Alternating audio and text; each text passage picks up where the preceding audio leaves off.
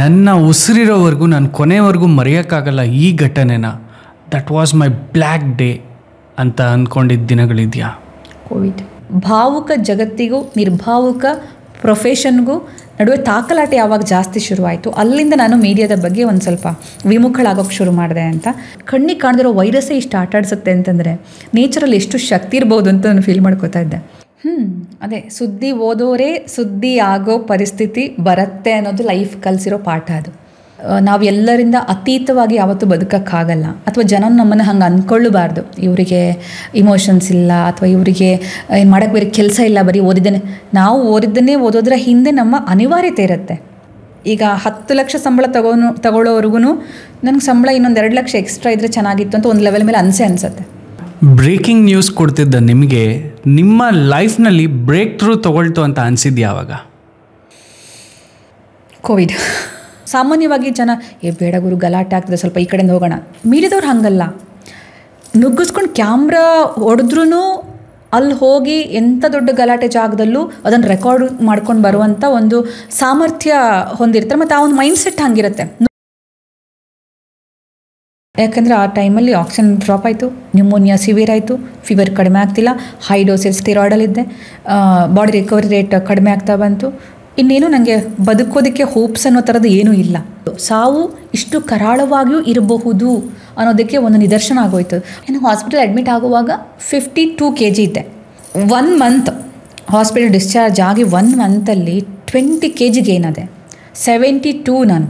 ಎರಡನೇದು, ಜೀವನ ಹಂಗೆ ಮುಗ್ದೋಗ್ತಿತ್ತಲ್ಲ ಮೀಡಿಯಾದಲ್ಲೇ. ನನಗೆ ಇದ್ರ ಆಚೆಗೂ ನನಗೆ ಜೀವನ ನೋಡಬೇಕು ಅಂತ ಫೀಲ್ ಆಯಿತು. ಬೆಳಗ್ಗೆ ಆಕ್ಸಿಡೆಂಟ್ ಸುದ್ದಿ ಓದಲೇಬೇಕು. ಎಷ್ಟು ಅಂತ ನೀವು ನಿಮ್ಮ ಮನಸ್ಸಿಗೆ ನೆಗೆಟಿವ್ ತುಂಬಿಸ್ತಾ ಹೋಗ್ತೀರಾ. ಅಂದರೆ ನಿಮ್ಮ ಸುದ್ದಿಯ ಪ್ರೊಫೆಷನ್ ಅನಿವಾರ್ಯತೆಗೂ ಬದುಕಿನ ಅವಶ್ಯಕತೆಗೂ ತುಂಬ ವ್ಯತ್ಯಾಸ ಇದೆ. ಬದುಕಿಗೆ ಅಷ್ಟು ನೆಗೆಟಿವ್ ಸುದ್ದಿ ಬೇಡ. ಬ್ರೇಕಿಂಗ್ ನ್ಯೂಸ್ ಕೊಡ್ತಿದ್ದ ನಿಮಗೆ ನಿಮ್ಮ ಲೈಫ್ನಲ್ಲಿ ಬ್ರೇಕ್ ಥ್ರೂ ತೊಗೊಳ್ತು ಅಂತ ಅನಿಸಿದ್ದು ಯಾವಾಗ? ಕೋವಿಡ್. ಓಕೆ. ಕೋವಿಡ್ ಟೈಮಲ್ಲಿ ನನ್ನ ಲೈಫ್ ಇನ್ನೊಂದು ಜರ್ನಿ ಆಯ್ತದು. ಲೈಕ್ ಅಲ್ಲಿ ತನಕದ ವೇಗವಾಗಿ ತುಂಬ ಖುಷಿಯಾಗಿ ಹಾರಾಡ್ಕೊಂಡು ಕುಣ್ಕೊಂಡು ಜೀವನ ನೋಡ್ತಾ ಇದ್ದ ಸುಕನ್ಯಾಗೆ ಒಂದು ಸಣ್ಣ ಬ್ರೇಕ್ ಸಿಕ್ತಲ್ಲಿ. ಸಣ್ಣ ಬ್ರೇಕ್ ಅಲ್ಲ, ಇದಕ್ಕೆ ದೊಡ್ಡ ಬ್ರೇಕೇ ಸಿಕ್ತು. ಜೀವನನೇ ಮತ್ತೊಂದು ಸಲ ಹೋಗಿ ಬಂತು. ನೀವು ಕೂಡ ಸುದ್ದಿನ ಓದ್ತಾ ಇದ್ರಿ, ಅದೇ ಬ್ರೇಕಿಂಗ್ ನ್ಯೂಸ್ನ ನೀವು ಪ್ರಸಾರ ಮಾಡಿದ್ದೀರಾ, ನೀವು ಓದಿದ್ದೀರಾ. ಕೋವಿಡ್ ಬರ್ತಾ ಇದೆ, COVID-19 ಎಚ್ಚರಿಕೆಯಿಂದ ಇರಿ ಅಂತ ಹೇಳಿ ಬ್ರೇಕಿಂಗ್ ನ್ಯೂಸ್ ಕೊಡ್ತಿದ್ದು ನೀವೇ ಬ್ರೇಕ್ ಥ್ರೂ ಆದ್ರಲ್ಲ, ಹೇಗೆ?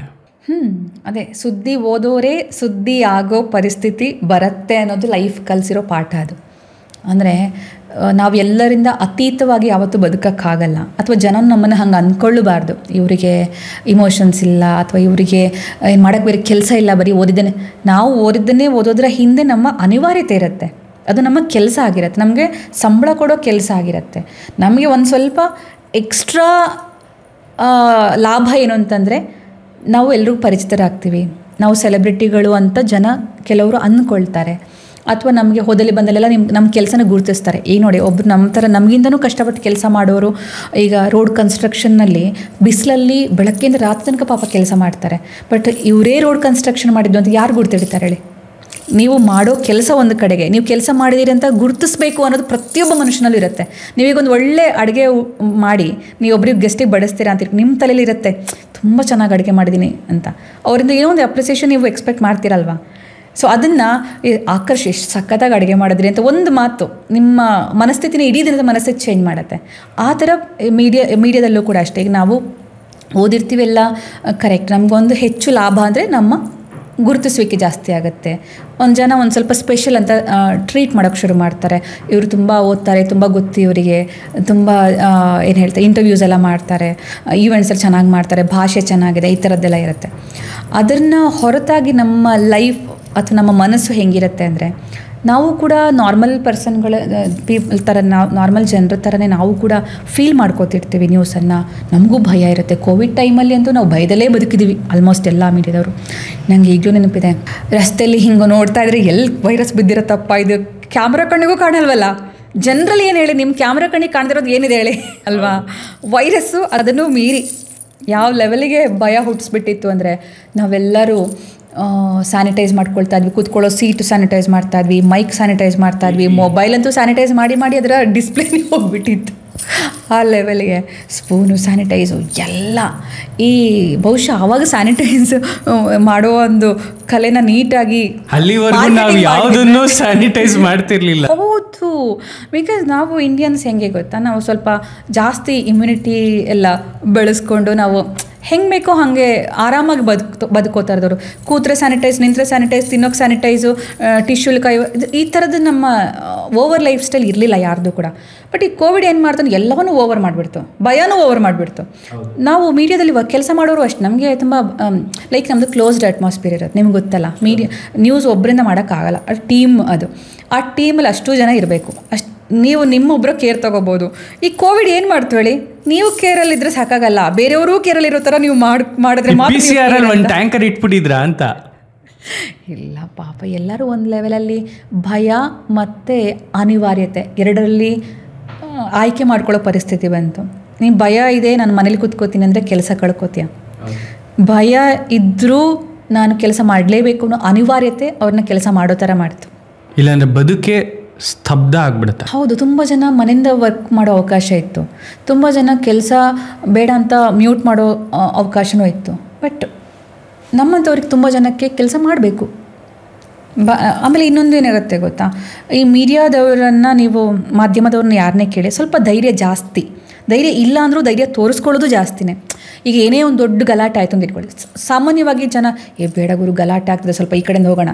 ಮೀಡಿಯಾದವ್ರು ಹಾಗಲ್ಲ, ನುಗ್ಗಿಸ್ಕೊಂಡು ಕ್ಯಾಮ್ರಾ ಹೊಡೆದ್ರೂ ಅಲ್ಲಿ ಹೋಗಿ ಎಂಥ ದೊಡ್ಡ ಗಲಾಟೆ ಜಾಗದಲ್ಲೂ ಅದನ್ನು ರೆಕಾರ್ಡ್ ಮಾಡ್ಕೊಂಡು ಬರುವಂಥ ಒಂದು ಸಾಮರ್ಥ್ಯ ಹೊಂದಿರ್ತಾರೆ. ಮತ್ತು ಆ ಒಂದು ಮೈಂಡ್ಸೆಟ್ ಹಂಗಿರುತ್ತೆ, ನುಗ್ಗುವ ಧಾವಂತ ಇರುತ್ತಲ್ಲ, ಆ ಒಂದು ಧೈರ್ಯಶಾಲಿ ಮನಸ್ಥಿತಿಯಲ್ಲೇ ಅವರು ಫೀಲ್ಡಿಗೆ ಎಂಟ್ರಿ ಆಗೋದು. ಒಬ್ಬ ಕಾಮನ್ ಮ್ಯಾನ್ಗೂ ಒಬ್ಬ ರಿಪೋರ್ಟರ್ಗೂ 100 times ಎನರ್ಜಿ ಜಾಸ್ತಿ. ಹೌದು, ಆ ಸ್ಪಿರಿಟೇ ಹಾಗೆ. ಒಂದು ಕೈಯಲ್ಲಿ ಕ್ಯಾಮ್ರಾ ಬೆನ್ನಿಂದ ಇದ್ರೆ ನಿಮಗೆ ನೀವು ಆಗಿರಲ್ಲ. ಹೌದು. ಆಮೇಲೆ ಅಲ್ಲಿ ಹೋಗಬೇಡಿ, ಅಲ್ಲಿ ತುಂಬ ಇದು ಏನದು ಬೀಚ್ ಹತ್ರನೇ ಇಟ್ಕೊಳ್ಳಿ, ಸುನಾಮಿ ಬರೋ ಅಲರ್ಟ್ ಕೊಟ್ಟಿದ್ದಾರೆ ಅಂದರೆ ನೀವೇ ಫಸ್ಟ್ ಹೋಗಲ್ಲಿ ನಿಂತಿರ್ತೀರ. ಅಂದರೆ ನಿಮಗೆ ಲೈಫಿನ ಭಯವನ್ನು ಮೀರಿ ನಿಮ್ಮನ್ನು ಕೆಲಸ ಮಾಡಿಸತ್ತೆ. ಹೌದು, ಆ ಫೀಲ್ಡೇ ಹಾಗೆ, ಅದಿರೋದೇ ಹಾಗೆ. ಕೋವಿಡ್ಗೇ ಜಗ್ಲಿಲ್ಲ ಮಾಧ್ಯಮದವರು. ಕೋವಿಡ್ ಟೈಮಲ್ಲಿ 24/7 ಕೆಲಸ ಮಾಡಿರೋದು ಮಾಧ್ಯಮಗಳೇ ಅಂದರೆ ಹಂಗಲ್ಲ, ವೈದ್ಯಕೀಯ ಸಿಬ್ಬಂದಿ, ಮೆಡಿಕಲ್ ಡಾಕ್ಟರ್ಸು ಆಗಲಿ, ಸ್ವಯಂ ಸೇವಕರು, ತುಂಬ ಜನ ಎಲ್ಲರೂ ಮಾಡಿದ್ದಾರೆ. ನಮ್ಮ ಅವೇರ್ನೆಸ್ ಇರಲಿಲ್ಲ ಅಂತ ಅಂದಿದ್ರೆ ಇದಕ್ಕಿಂತ 10 ಪಟ್ಟು ಸಾವುಗಳು ಹೆಚ್ಚಾಗ್ತಾ ಇದ್ವು. ಈ ಒಂದು ವಾದನೂ ಇದೆ. ಇನ್ನೊಂದು ವಾದನೂ ಇದೆ, ಮಾಧ್ಯಮಗಳಿಂದ ಭಯ ಹುಟ್ಟಿ ಒಂದಷ್ಟು ಜನ ಅಂದರೆ ಜೀವ ಕಳ್ಕೊಂಡಿದ್ದಾರೆ ಅಂತ. ನಾನು ಇದರಲ್ಲಿ ಅದು ಸರಿನಾ ಇದು ಸರಿನಾ ಅಂತ ವಾದ ಮಾಡೋಕ್ಕೆ ಹೋಗಲ್ಲ. ಇಲ್ಲಿ ಕಾರಣ ಏನು ಅಂತಂದರೆ, ನಾನು ಒಂದೇ ತಕಡಿಯಲ್ಲಿರುವಂತಹ ಎರಡು ನಾಣ್ಯ, ಅಂದರೆ ಒಂದೇ ನಾಣ್ಯದ ಎರಡು ಮುಖಗಳ ಥರ ನೋಡ್ಬೋದು ಇದನ್ನು. ಯಾಕಂದ್ರೆ ನಾನು ಮಾಧ್ಯಮದಲ್ಲಿ ಇದ್ದು ಅದ್ರ ಬಗ್ಗೆ ಅವೇರ್ನೆಸ್ ನಾನು ಒಂಥರ ಇಂಡೈರೆಕ್ಟಾಗಿ ಕ್ರಿಯೇಟ್ ಮಾಡಿದ್ದಕ್ಕೆ ನಾನು ಈ ವಾದವನ್ನು ತಪ್ಪು ಅಂತ ಹೇಳಲ್ಲ. ಅದೇ ರೀತಿ ನಾನು ಆ ಸುದ್ದಿಯಾಗೋ ಸ್ಥಿತಿಗೆ ಬಂದಿದ್ದಕ್ಕೆ ಇದನ್ನೂ ತಪ್ಪು ಅಂತ ಹೇಳಲ್ಲ. ಸೊ ಅದೆರಡರ ನಡುವೆ ನಾನು ಭಾವುಕ ಜಗತ್ತಿಗೂ ನಿರ್ಭಾವುಕ ಪ್ರೊಫೆಷನ್ಗೂ ನಡುವೆ ತಾಕಲಾಟ ಯಾವಾಗ ಜಾಸ್ತಿ ಶುರುವಾಯಿತು, ಅಲ್ಲಿಂದ ನಾನು ಮೀಡಿಯಾದ ಬಗ್ಗೆ ಒಂದು ಸ್ವಲ್ಪ ವಿಮುಖಳಾಗೋಕ್ಕೆ ಶುರು ಮಾಡಿದೆ ಅಂತ ನಾನು ಅವತ್ತು ಒಂದು ಕಡೆ ಹೇಳಿದ್ದೆ. ಕೋವಿಡ್ ಟೈಮಲ್ಲಿ ನನಗೆ ಕೋವಿಡ್ ಪಾಸಿಟಿವ್ ಅಂತ ಬಂತು. ಹೇಳಿದ್ನಲ್ಲ, ಮಾಧ್ಯಮದವ್ರಿಗೆ ಸ್ವಲ್ಪ ಧೈರ್ಯ ಜಾಸ್ತಿ ಅಂತ. ಅಂದರೆ ಲೈಕ್ ತುಂಬ ಕೇಸ್ಗಳು ನಾವು ನೋಡೋದು, ನಮ್ಮ ಆಫೀಸ್ ಒಳಗಡೆ ತುಂಬ ಜನಕ್ಕೆ ಬಂದಿತ್ತು, ಕ್ಯೂರ್ ಆಗಿತ್ತು. ಬಟ್ ಭಯ ಎಲ್ಲರಿಗೂ ಇತ್ತು. ಸೊ ಯಾರಿಗೂ ತುಂಬ ಸಿವಿಯರ್ ಅನ್ನೋ ರೀತಿ ಯಾರಿಗೂ ಆಗಿರಲಿಲ್ಲ ನಮ್ಮ ಆಫೀಸಲ್ಲಿ. ಸೊ ನನಗೂ ಏನೋ ಜ್ವರ ಬಂದಿತ್ತಲ್ಲ, ಜ್ವರ ತಾನೇ ಬಂದು 4 ದಿನ ಬರುತ್ತೆ, ಆಮೇಲೆ ಟೇಸ್ಟ್ ಇದೆಲ್ಲ ಹೋಗುತ್ತೆ, ಇಟ್ಸ್ ಓಕೆ. ಫಸ್ಟ್ ವೇವಲ್ಲಿ ಕೇರ್ ತೊಗೊಂಡಿದ್ವಿ ಕಂಪ್ಲೀಟು, ಏನೂ ಆಗಿರಲಿಲ್ಲ. ಸೆಕೆಂಡ್ ವೇವಲ್ಲಿ ಹಾಗಾಯಿತು. ಬಟ್ ನಾನು ನಮ್ಮ ಅಜ್ಜಿಗೆ ಹೆಲ್ತ್ ಸಪೋರ್ಟ್ ಬೇಕಾಗತ್ತೆ, ಆಕ್ಸಿಜನ್ ಸಪೋರ್ಟ್ ಬೇಕಾಗತ್ತೆ ಅಂತ ನಮ್ಮ ಫ್ಯಾಮಿಲಿ ಎಲ್ಲರೂ ಪಾಸಿಟಿವ್ ಆಗಿಬಿಟ್ಟಿದ್ರು. ಮಣಿಪಾಲಿಗೆ ಶಿಫ್ಟ್ ಆಗಿದ್ದು, ನಾನು ಅಜ್ಜಿಗೋಸ್ಕರ ಶಿಫ್ಟ್ ಆಗಿದ್ದು, ನನಗೋಸ್ಕರ ಅಲ್ಲ. ಎಗೇನ್ ನನ್ನ ತಲೆಯಲ್ಲಿ ಏನಿತ್ತು, ನಾರ್ಮಲ್ ಫೀವರ್, ಡೋಲೋ ಕಮ್ಮಿ ಆಗುತ್ತೆ, ಮುಗೀತಲ್ಲಿಗೆ 4 ದಿನ ಮ್ಯಾಕ್ಸಿಮಮ್ ಅಂತ. ನನ್ನ ತಲೆಯಲ್ಲಿ ನನಗೆ ಜ್ವರ ಇದೆ ಅಂತ ಫೀಲೇ ಇಲ್ಲ. ಅಜ್ಜಿಗೆ ಜ್ವರ ಇದೆಲ್ಲ, ಸೊ ವಯಸ್ಸಾಗಿದೆ, ಕೇರ್ ತೊಗೋಬೇಕಂತ. ಬಟ್ ಅಲ್ಲಿ ಹೋದ್ಮೇಲೆ ಜ್ವರ 1 ದಿನ ಆಯಿತು, 2 ದಿನ ಆಯಿತು, 3 ದಿನ ಆಯಿತು, 4 ದಿನ ಆಯಿತು, 5 ದಿನ ಆಯಿತು, 6 ದಿನ ಆಯಿತು, 7 ದಿನ ಆಯಿತು, 8 ದಿನ ಆಯಿತು, 9 ದಿನ ಆದ್ರೂ ಜ್ವರ ಕಡಿಮೆ ಆಗ್ತಿಲ್ಲ. ಅಲ್ಲಿಂದ ಫಸ್ಟ್ ಸ್ಕ್ಯಾನಿಂಗ್ ಮಾಡಿದಾಗ ಲಂಗ್ಸ್ ನಾರ್ಮಲ್ ಇತ್ತು. ಸೆಕೆಂಡ್ ಸ್ಕ್ಯಾನಿಂಗಲ್ಲಿ ಅಬ್ನಾರ್ಮಲಿಟೀಸ್ ಕಾಣಿಸೋಕೆ ಶುರುವಾಯಿತು. ವೈರಲ್ ಲೋಡ್ ಇದೆ ಅಂತ ಸ್ವಲ್ಪ ಅದು ಸ್ಕ್ರ್ಯಾಚ್ ಮಾಡುತ್ತಲ್ಲ ಕೋವಿಡ್ ವೈರಸ್ಸು. ಚಿತ್ರ ವಿಚಿತ್ರ ಲಕ್ಷಣಗಳಪ್ಪ ವೈರಸ್ಸಿಂದು. ಕಣ್ಣಿಗೆ ಕಾಣದಿರೋ ವೈರಸ್ಸೇ ಇಷ್ಟು ಆಟಾಡಿಸುತ್ತೆ ಅಂತಂದರೆ ನೇಚರಲ್ಲಿ ಎಷ್ಟು ಶಕ್ತಿ ಇರ್ಬೋದು ಅಂತ ನಾನು ಫೀಲ್ ಮಾಡ್ಕೋತಾ ಇದ್ದೆ. ಅದಾದಮೇಲೆ ನೆಕ್ಸ್ಟ್ ನ್ಯೂಮೋನಿಯಾ ಆಯಿತು ನನಗೆ. ಅದು ಅಂದರೆ ಲಂಗ್ಸ್ ಡ್ಯಾಮೇಜ್ ಆಗ್ತಾ ಆಗ್ತಾ. ಸೊ ಅಲ್ಲಿಂದ ನನಗೆ ಬಾಡಿ ರಿಕವರಿ ಪರ್ಸೆಂಟೇಜ್ ಕಡಿಮೆ ಆಗ್ತಾ ಬಂತು. ನಮ್ಮ ಅಜ್ಜಿ ಹುಷಾರಾಗಿಬಿಟ್ರು, ನಾನು ಹುಷಾರಾಗ್ತಾಯಿಲ್ಲ. ಯಾರಿಗೋಸ್ಕರ ನಾನು ಬಂದಿದ್ದು ನಾವು, ಅವರು ಹುಷಾರಾಗಿಬಿಟ್ರು, ನಾನು ಹುಷಾರಾಗ್ತಾಯಿಲ್ಲ. ಕೆಮ್ಮು ಅಂದರೆ ವಿಪರೀತ ಕೆಮ್ಮು, ನೆಲದಲ್ಲಿ ಬಿದ್ದು ಹೊರಳಾಡಿ ಕೆಮ್ಮು ಅಷ್ಟು ಕೆಮ್ಮು. ಆಮೇಲೆ ಒಂದು ರೀತಿಯಲ್ಲಿ ಈ ಮಾನಸಿಕವಾಗಿಯೂ ಕೂಡ ತುಂಬ ಕುಗ್ಗಿಸುವಂಥ ಒಂದು ಕಾಯಿಲೆ ಅದು ಕೋವಿಡ್ ಅಂತಂದರೆ. ಅಂದರೆ ಫಿಸಿಕಲಿ ನಿಮಗೆ ಶಕ್ತಿ ಇರಲ್ಲ, ಭರವಸೆನೂ ಇರಲ್ಲ, ಮಾನಸಿಕವಾಗಿ ಅದಕ್ಕಿಂತ ಹೆಚ್ಚು ನೀವು ಕುಗ್ಗಿ ಹೋಗ್ತೀರಾ. ಎಟ್ ದಿ ಸೇಮ್ ಟೈಮ್ ನಾವು ಓದಿರೋ ನ್ಯೂಸ್ಗಳೆಲ್ಲ ನಮ್ಮ ಸುಪ್ತ ಮನಸ್ಸಲ್ಲಿ ಇರುತ್ತೆ. ನೀವು ಏನು ಹೇಳ್ತೀರಾ ಅದು ನಿಮ್ಮ ಮನಸ್ಸಲ್ಲಿ ಇಳದೇ ಇರುತ್ತೆ. ಹೌದು, ಅದು ನಮ್ಮ ಒಳಗಡೆ ಮನಸ್ಸಲ್ಲಿ ಇರೋದು. ಅದು ಆಗಾಗ ಎಲ್ಲೋ ಒಂದು ಕಡೆ ಬೇಡದಿರೋ ಟೈಮಲ್ಲೇ ರಿಜಿಸ್ಟರ್ ಆಗಿಬಿಡುತ್ತೆ. ಸೊ ಹಂಗೆ ಆಗ್ತಿತ್ತು. ಯಾಕೆ ನಂಗೆ ಇನ್ನೂ ಕಡಿಮೆ ಆಗ್ತಿಲ್ಲ? ಯಾಕೆ? ಅದಕ್ಕೆ ಸರಿಯಾಗಿ ಸೆಕೆಂಡ್ ವೇವಲ್ಲಿ ಏನಾಯಿತು ಅಂದರೆ ಮ್ಯೂಟೆಂಟ್ ವೈರಸ್ ತುಂಬ ಹಾರಿಬಲ್ ಸಿಚುವೇಶನ್ ಇತ್ತು. ಆಮೇಲೆ ಆ ಕಡೆ ಈ ಕಡೆ ಎಲ್ಲರೂ ಡೆತ್ 30 ವರ್ಷ ತೀರ್ಕೊಂಡ್ರಂತೆ, 20 ವರ್ಷ ತೀರ್ಕೊಂಡ್ರಂತೆ, 35 ವರ್ಷ ತೀರ್ಕೊಂಡ್ರಂತೆ, ಎಲ್ಲರೂ ಇದೇ ನ್ಯೂಸೇ ಕೇಳ್ತಾ ಇದ್ದೀವಿ. ಅದು ಕೇಳಿ ಕೇಳಿ ಕೇಳಿ ಯಾವಾಗ ಯಾರಿಗೆ ಏನಾಗುತ್ತಪ್ಪ ಅಂತ ಹುಷಾರಿದ್ರು, ಸಡನ್ನಾಗಿ ಡೆತ್ ಆಯಿತು ಕೋವಿಡ್, ಈ ಸರಿ ಯಾರೂ ಉಳಿತಾ ಇಲ್ಲ ಅಂತ. ಹಿಂಗಾದಾಗ ನನ್ನ ಪರಿಸ್ಥಿತಿ ಏನು ಅಂತ ನನಗೂ ಪ್ರಶ್ನೆ ಬಂತು. ತೀರಾ ಅದೇ ಲಿಂಫೋಸೈಟ್ಸು ತುಂಬ ರಿಕವರಿ ರೇಟ್ ತುಂಬ ಕಡಿಮೆ ಆಗಿತ್ತು. ನಮ್ಮ ಅಜ್ಜಿ ಹುಷಾರಾಗಿದ್ದವರು ಸಡನ್ನಾಗಿ ಓವರ್ನೈಟು ಆಕ್ಸಿಜನ್ ಲೆವೆಲ್ ಡ್ರಾಪ್ ಆಗಿಬಿಟ್ಟು ICUಗೆ ಅಡ್ಮಿಟ್ ಆಗಿಬಿಟ್ರು. ನಂದು ಆಕ್ಸಿಜನ್ ಲೆವೆಲ್ ಡ್ರಾಪ್ ಆಯಿತು. ಸೊ ಅಲ್ಲಿಂದ ನನಗೆ 3 ಡೇಸ್ ನನಗೆ ವೆರಿ ಕ್ರಿಟಿಕಲ್ ಇತ್ತು. ಯಾಕಂದರೆ ಆ ಟೈಮಲ್ಲಿ ಆಕ್ಸಿಜನ್ ಡ್ರಾಪ್ ಆಯಿತು, ನ್ಯೂಮೋನಿಯಾ ಸಿವಿಯರ್ ಆಯಿತು, ಫೀವರ್ ಕಡಿಮೆ ಆಗ್ತಿಲ್ಲ, ಹೈ ಡೋಸೇಜ್ ಸ್ಟೆರಾಯ್ಡಲ್ಲಿದ್ದೆ, ಬಾಡಿ ರಿಕವರಿ ರೇಟ್ ಕಡಿಮೆ ಆಗ್ತಾ ಬಂತು. ಇನ್ನೇನು ನನಗೆ ಬದುಕೋದಕ್ಕೆ ಹೋಪ್ಸ್ ಅನ್ನೋ ಥರದ್ದು ಏನೂ ಇಲ್ಲ. ಇದೇ ಥರ ಸಿಚುವೇಶನ್ ಆಗಿ ಪಕ್ಕದ ವಾರ್ಡವರೆಲ್ಲ ಡೆತ್ ಆಗಿದ್ದಾಗಿತ್ತು. ಸೊ ಅವಾಗ ದೇವರೇ ಕಾಪಾಡಬೇಕು ಅಂತ ಡಾಕ್ಟರ್ ಹೇಳಿದಾಗ ನನಗೆ ಲೈಫಿನ ಡೆಡ್ ಎಂಡಿಗೆ ಬಂದೆ ನಾನು ಅಂತ ಒಂದು ಪಾಯಿಂಟ್ ಇತ್ತಲ್ಲ, ಅಲ್ಲಿಂದ ನಾನು ಸ್ಟಾರ್ಟೆಡ್ ಲೈಫಿನ ಬಗ್ಗೆ ಡಿಟ್ಯಾಚ್ಮೆಂಟ್ ಸ್ಟಾರ್ಟ್ ಆಯಿತು ನನಗೆ. ಓಕೆ. ಆ ಡಿಟ್ಯಾಚ್ಮೆಂಟ್ ಹೆಂಗೆ ಸ್ಟಾರ್ಟ್ ಆಯಿತು ಅಂತಂದರೆ ಇಟ್ಸ್ ವೆರಿ ನಿಜವಾಗ್ಲೂ ಆ ಭಾವನೆ ನಿಮ್ಮಲ್ಲಿ ಮೂಡ್ತಾ? ಹೌದು 100%. ಅದು ಲಾಸ್ಟ್ 3 ದಿನ ನನಗೆ ಆಕ್ಸಿಜನ್ ಲೆವೆಲ್ ಕಡಿಮೆ ಆಗ್ತಾ ಇದೆ, ನಾನು ಇಂಪ್ರೂವ್ ಆಗ್ತಿಲ್ಲ, ಬೇರೇನೂ ಹೋಪ್ಸ್ ಇಲ್ಲ. ಯಾಕಂದರೆ ಕೋವಿಡ್ ಇದೆಯಲ್ಲ, ಇದೊಂಥರ ದಂತಕಥೆ ಥರ ಉಳ್ಕೊಳ್ಳೋ ಥರದ್ದು. ಅಂದರೆ ಇದಕ್ಕೆ ಒಬ್ಬರಿಗೆ ಸ್ಟೋರಿ ಇದ್ದಂಗಿದು. ಒಬ್ಬೊಬ್ಬರು ಒಂದೊಂದು ಸ್ಟೋರಿ ಕೋವಿಡ್. ನೀವು ಯಾರಿಗೆ ಬೇಕಾದರೂ ಕೇಳಿ, ಎಷ್ಟೇ ಜನ ಕೋವಿಡ್ ನಿಜ ಅಲ್ಲ, ಕೋವಿಡ್ ಸುಳ್ಳು, ಇವರು ಹೆದರ್ಕೊಂಡಿದೆ ಹಿಂಗೆ ಹೇಳೋರಿಗೆ ನಾವು ಏನೂ ವಾದ ಮಾಡೋಕ್ಕಾಗಲ್ಲ. ಬೇರೆ ಯಾವುದೋ ರೀತಿಲಿ ಒಂದು ಎಕ್ಸ್ಪೀರಿಯನ್ಸ್ ಆಗಬೇಕಷ್ಟೇ ಬಿಟ್ಟರೆ. ಯಾಕಂದರೆ ಕೋವಿಡಿದ ಪ್ರತಿಯೊಬ್ಬರದ್ದು ಅವರದ್ದೇ ಆದ ಸ್ವಂತ ಜರ್ನಿ ಅದು.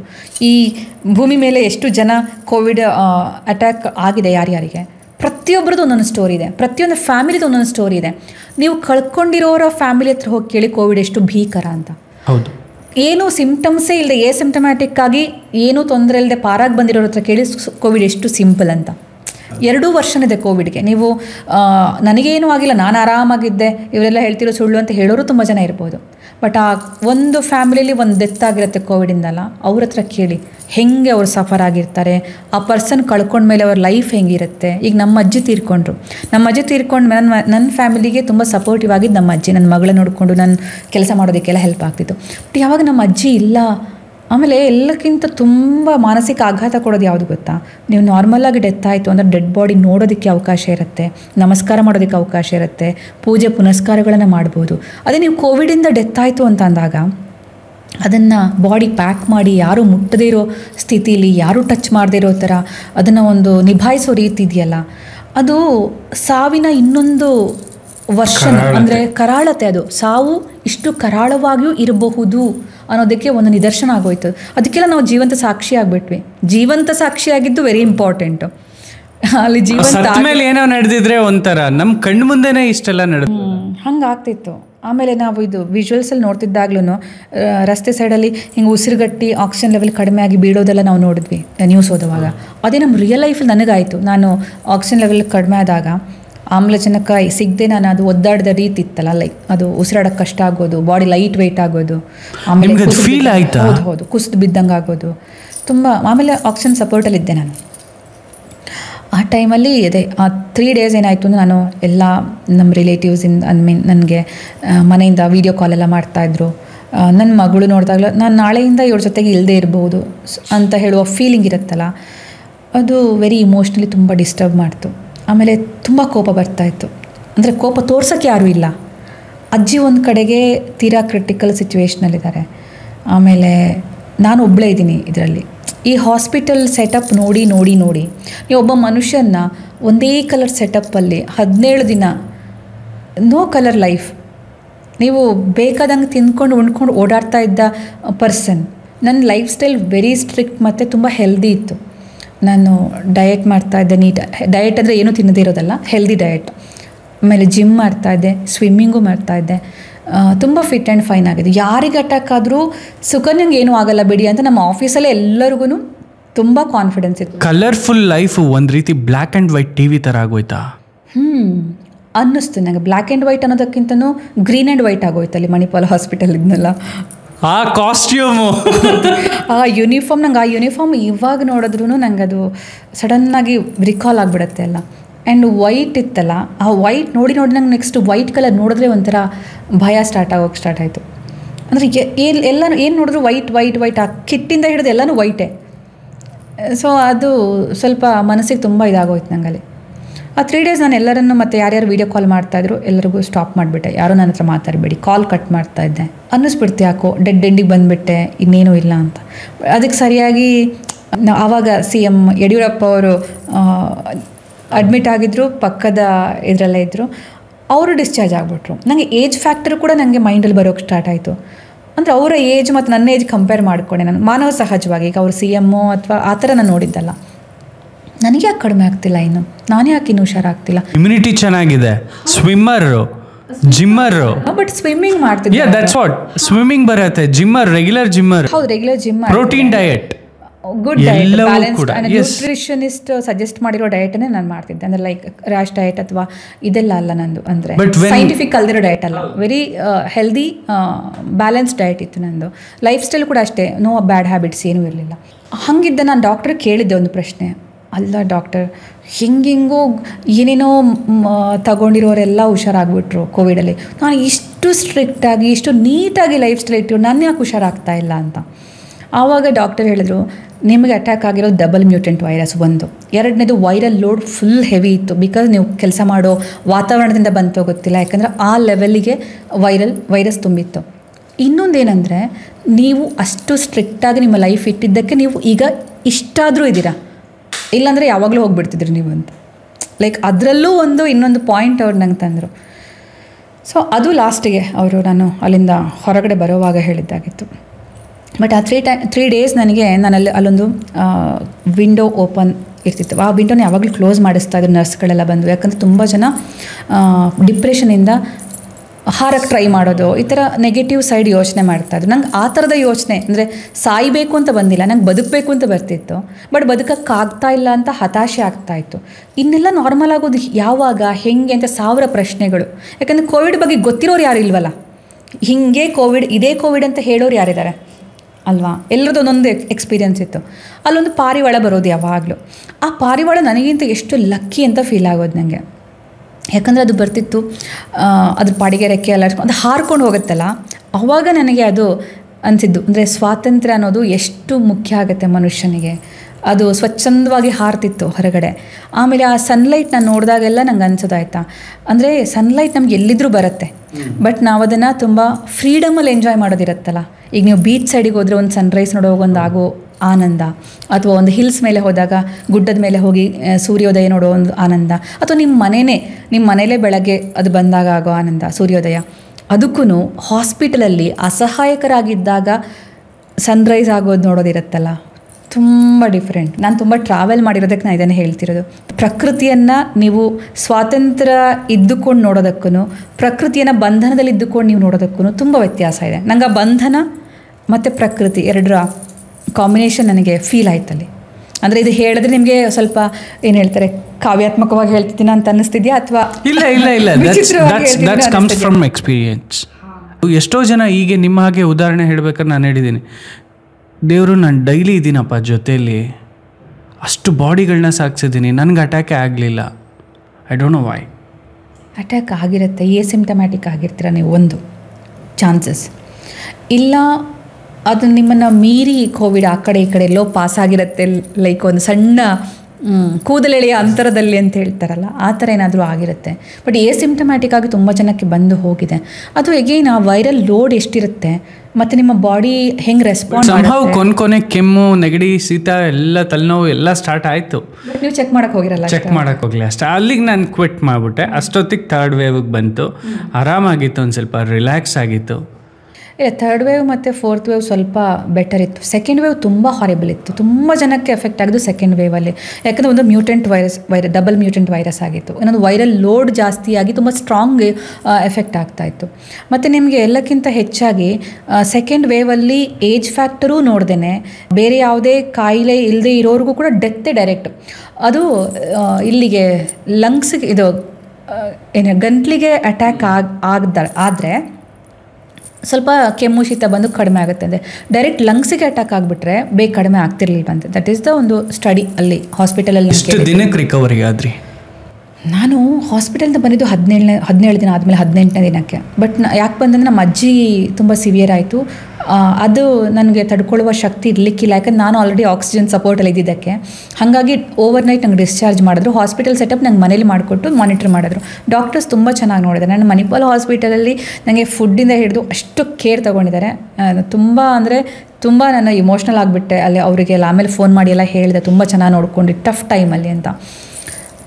ಅಲ್ಲಿಂದ ನಾನು ಹೊರಗಡೆ ಬಂದ ಮೇಲೆ ನನಗೆ ಕೋವಿಡ್ ಇದೆಯಲ್ಲ, ಅದೊಂದು ಇದು ಏನು ಹೇಳಿದ್ನಲ್ಲ, ಒಂದು ಎಪಿಸೋಡ್ ಅಲ್ಲ, ಅದು 10 ಎಪಿಸೋಡ್. ಅದು ಅಲ್ಲಿಂದ ಕೋವಿಡ್ಗಿಂತ ಮುಂಚೆ ಕೋವಿಡ್ ಬರುತ್ತೋ ಅನ್ನೋ ಭಯದಲ್ಲಿ ಆಫೀಸಲ್ಲಿ ಕೆಲಸ ಮಾಡಿರೋ ಒಂದು ಎಪಿಸೋಡು. ಕೋವಿಡ್ ಬಂತು ಅಂದಮೇಲೆ ಒಂದು ಕಾನ್ಫಿಡೆಂಟ್ ಆಗಿ ಹಾಸ್ಪಿಟಲ್ಗೆ ಸೇರಿರೋ ಒಂದು ಎಪಿಸೋಡು. ಆಮೇಲೆ ಕಡಿಮೆ ಆಗ್ತಿಲ್ಲ ಅಂತ ಕಾನ್ಫಿಡೆನ್ಸ್ ಹೋಗ್ತಾ ಹೋದ ಎಪಿಸೋಡ್. ಆಮೇಲೆ ನೆಕ್ಸ್ಟ್ ಕೋವಿಡ್ ಹಾಗೆ ಇದ್ದುಕೊಂಡೆ ಕಡಿಮೆ ಆಗ್ತಾ ಇದ್ದಂಗೆ ಡಿಸ್ಚಾರ್ಜ್ ಆದ ಎಪಿಸೋಡು. ಅಲ್ಲಿಂದ ಸ್ಟಾರ್ಟ್ ಆಗುತ್ತೆ ನೆಕ್ಸ್ಟ್ ಲೆವೆಲ್. ನನಗೆ ಹೈ ಡೋಸ್ ಆಫ್ ಸ್ಟಿರಾಯ್ಡ್ ಕೊಟ್ಟು ನಾನು ಹಾಸ್ಪಿಟಲ್ ಅಡ್ಮಿಟ್ ಆಗುವಾಗ 52 kg ಇದ್ದೆ. 1 ಮಂತ್ ಹಾಸ್ಪಿಟಲ್ ಡಿಸ್ಚಾರ್ಜ್ ಆಗಿ 1 ಮಂತಲ್ಲಿ 20 kg ಗೇನ್ ಆದೆ. 72 ನಾನು. ಇಮ್ಯಾಜಿನ್. ನಾನು ಅರ್ಧ ಇಂಚು ನಾನು ದಪ್ಪ ಆದರೂ ಅಷ್ಟು ಕಾನ್ಷಿಯಸ್ ಆಗಿರ್ತಿದ್ದೆ. ಆ್ಯಂಡ್ ನನ್ನ ಫುಡ್ ಬಗ್ಗೆ ನಾನು ವೆರಿ ಪಾರ್ಟಿಕ್ಯುಲರ್ ಇದ್ದೆ. ಅಂಥದ್ರಲ್ಲಿ ಇಷ್ಟು ಪ್ಲೇಟಿಗೆ ಹಾಕ್ಕೊಂಡು ನಾನು ತಿಂದ್ರೂ ನನಗೆ ಫುಡ್ಡು ಸಾಕಾಗ್ತಾ ಇಲ್ಲ. ಅಂದರೆ ಅದು ಆ ಮೆಡಿಕೇಷನ್ ತುಂಬ ಇರ್ತಿತ್ತು. ನೆಬ್ಲೈಸೇಷನು, ಆಮೇಲೆ ಫುಲ್ಲು ಹಾಸ್ಪಿಟಲ್ ಸೆಟಪ್ ಥರನೇ ಇತ್ತಲ್ಲ. ಟ್ಯಾಬ್ಲೆಟ್ಸ್ ಸ್ಟಿರಾಯ್ಡ್ ಕಂಟಿನ್ಯೂ ಆಯಿತು ನನಗೆ ಸ್ವಲ್ಪ ಟೈಮ್. ಆಮೇಲೆ ಬ್ಲಡ್ ಥಿನ್ನರ್ ಕೊಡೋರು, ಗೊತ್ತಲ್ಲ ಅದೆಲ್ಲ. ಬ್ಲಾಕ್ ಆಗಬಾರ್ದು, ಹಾಗೆ ಇದು ಕ್ಲಾಟ್ ಆಗಬಾರ್ದು, ಬ್ಲಡ್ ಕ್ಲಾಟ್ ಆಗಬಾರ್ದು ಅಂತ.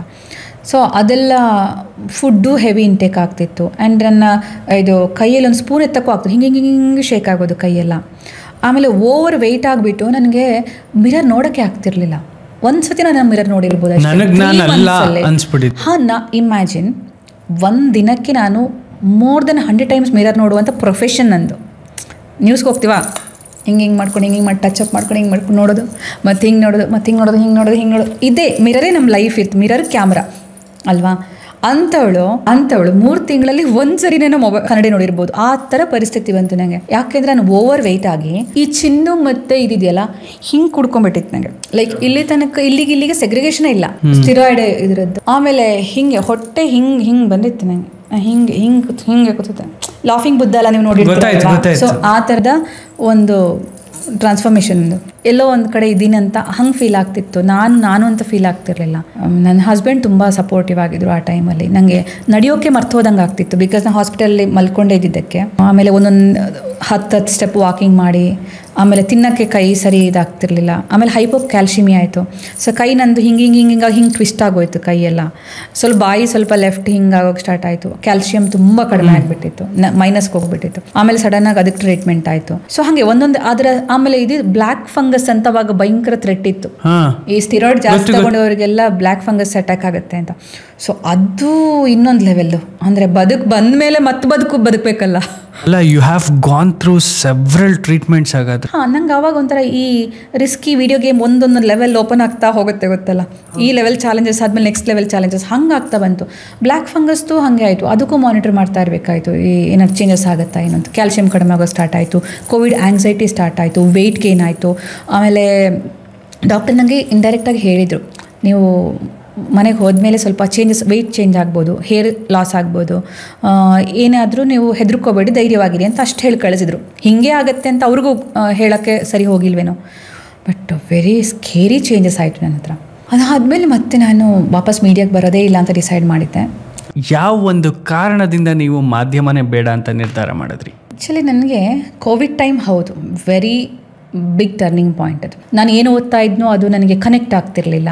ಆಮೇಲೆ ಕೆಲವೊಂದು ಸತಿ ನನಗೆ ಈ ಸುದ್ದಿಗೆ ಇಷ್ಟು ಹೈಪ್ ಬೇಕಾ ಅಂತ ನನಗೆ ಅನಿಸೋದು, ಅಥವಾ ನಾನು ಇಷ್ಟು ಕಿರುಚಿ ಹೇಳಬೇಕಾ ಅಂತ ಅನಿಸೋದು, ಅಥವಾ ನನಗೆ ಅದರ ಇನ್ನೊಂದು ಸೈಡ್ ಗೊತ್ತಿರುತ್ತೆ, ನಂಗೆ ಅದು ಹೇಳೋಕ್ಕೆ ಇಷ್ಟ ಇರಲ್ಲ ಆದರೂ ಹೇಳಬೇಕು ಅಂತ ಅನಿಸೋದು.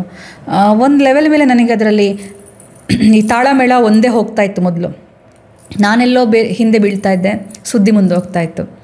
ನನಗೆ ಆ ಸುದ್ದಿಯ ಏನು ಹೇಳ್ತಾರೆ ವೈವಿಧ್ಯತೆಗೆ ನಾನು ಸೆಟ್ ಮಾಡ್ಕೊಳ್ಳೋಕೆ ನಂಗೆ ಆಗ್ತಾ ಇಲ್ಲ ಅಂತ ನನಗೆ ಫೀಲ್ ಆಗೋಕ್ಕೆ ಸ್ಟಾರ್ಟ್ ಆಯಿತು. ಒಂದದು.